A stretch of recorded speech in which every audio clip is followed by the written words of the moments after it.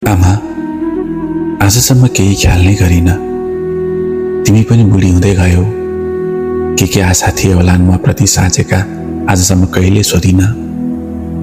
आज पनि तिमीलाई केही उपहार दिन सकौँ, यस्तो औकात मैले बनाएको छैन।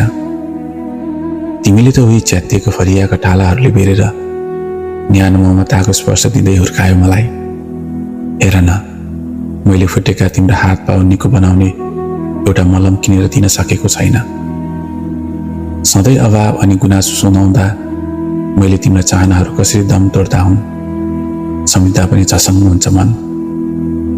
आफ्नो गाँस छाडेर मलाई चामल पठाइदिइरहँदा पेटको भोक कति दुख्दा हुन्। सानो छँदा देखेको तिम्रो कानको मुन्द्रा अब सानो भएछ आमा। तिमीले लाउने गरेको चोली अब त लाउनै नमिल्ने गरी फाटेछ। कसरी लुकाउँछौ कति छन् व्यथा भनी। हेर न, पीडाले छटपटिएर कहिले ननिदाउँछ तिम्रो आँखाले अब सधैँको लागि लगिदेला कि भगवानले भन्ने आश राख्न थालिसकेछ। थाहा छैन, तिम्रो लागि गुन्ने चोली किनेर उपहार दिन मलाई भाग्यले अनि तिमीलाई समयले साथ दिन्छ कि दिँदैन।